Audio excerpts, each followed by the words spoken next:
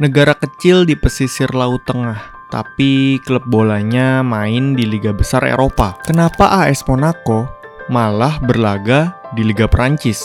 Mari kita bedah sejarah dan alasannya dalam video ini. AS Monaco didirikan pada 1 Agustus 1924 sebagai hasil penggabungan dari beberapa klub olahraga lokal di kawasan Côte d'Azur.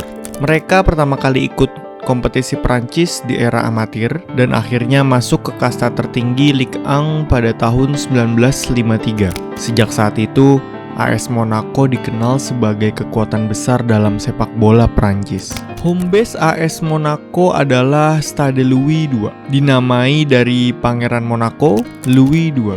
Dibuka tahun 1985, stadion ini hanya berkapasitas sekitar 18.500 penonton. Namun terkenal karena pemandangannya yang ikonik dan letaknya yang sangat dekat dengan pelabuhan serta gedung-gedung pencakar langit. Beberapa tokoh memainkan peran penting dalam perjalanan AS Monaco. Pangeran Rainier III memberi dukungan simbolis sejak awal. Arsene Wenger membawa klub ke final Eropa tahun 90-an. Dimitri Rybolovlev sebagai pemilik sejak 2011 membantu Financial Club, dan tentu saja generasi emas pemain seperti Mbappe dan Bernardo Silva mengangkat nama AS Monaco di panggung Eropa. AS Monaco mengalami naik turun dalam satu dekade terakhir. Tahun 2013, mereka promosi ke Ligue 1 dengan kekuatan finansial baru. Pada tahun 2016-2017 adalah puncaknya. Mereka menjuarai Ligue 1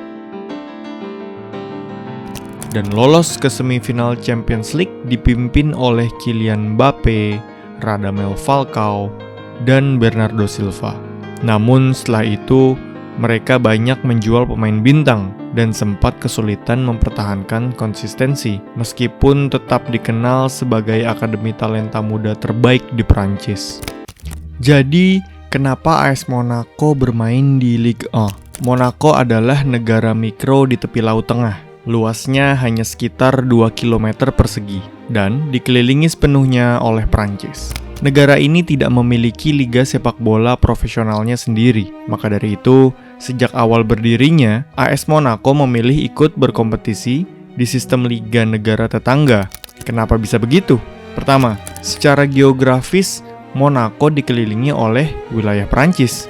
Bahkan stadion mereka hanya beberapa menit dari kota Prancis terdekat seperti Nice. Kedua, dari sisi infrastruktur dan pendanaan, lebih logis bagi Monaco untuk bergabung dengan liga yang sudah mapan.